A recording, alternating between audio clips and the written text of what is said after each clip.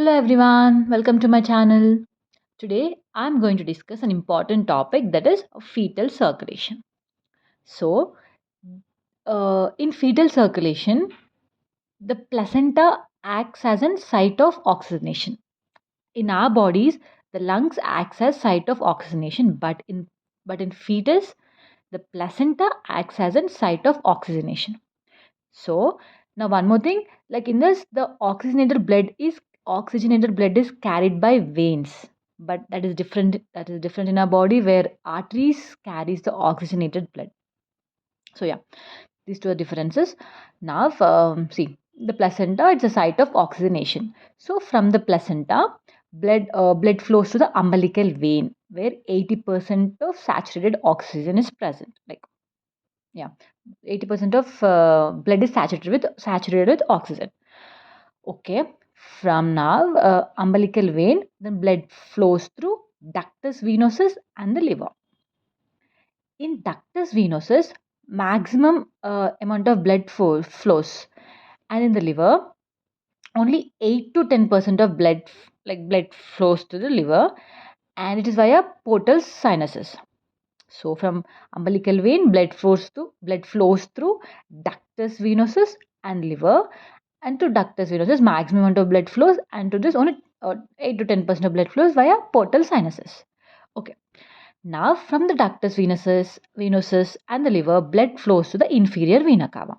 So the maximum amount of blood from the ductus venosus is oxygenated blood, but from the blood which is coming from the liver, it is deoxygenated blood.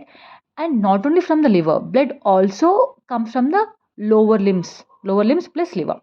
So the thing here is, the summary of it is, um, the blood flows from ductus venosus and the liver into the inferior vena cava. So the blood which is coming from the ductus venosus is oxygenated blood, and the blood that is coming from the liver, it is a deoxygenated blood, and it also comes from the deoxygenated blood is also comes from the lower limbs.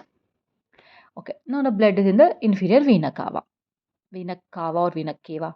So inferior vena cava. So now from the inferior vena cava, blood flows through right atrium. Now from the right atrium, okay, we have in fetus we have this foramen ovale, like it is on the atrial septum between the two left atria and right atria. There is a septum, right? Atrial septum. On that, this foramen ovale is not closed in the fetuses. So via that, the blood flows to this left from the right atrium via the foramen ovale. Blood flows to left atrium. And we know this, from the left atrium it goes to left ventricle, and from the left ventricle it goes to the aorta, and aorta it goes to systemic circulation. And this is like same in our body and the fetus. And see, once the blood reaches systemic circulation, then again, like all the organs uses the blood oxygen in that, and again the blood becomes deoxygenated. So now from the umbilical artery, and the deoxygenated blood goes to the umbilical artery, and from there it goes to the placenta. For this, like placenta is a site of oxygenation, so for the oxygenation and cleaning of the blood, again the blood goes to placenta, and the process repeats. So yeah, left foramen ovale to left atrium to left ventricle, and from the left ventricle to aorta systemic circulation, and here the blood again gets deoxygenated, and from there the blood is collected to umbilical artery. I already told you that veins carry the oxygenated blood and arteries carry the deoxygenated blood, and this deoxygenated blood goes to the placenta for the cleaning purposes. And yeah, here ends. And from the left atrium, via some of the deoxygenated blood, the blood group via tricup, tricup, tricuspid valves. Sorry, it is tricuspid valves. Goes to right ventricle, and from the right ventricle it goes through pulmonary artery, and from there it goes to ductus arteriosus. So this all is a deoxygenated blood.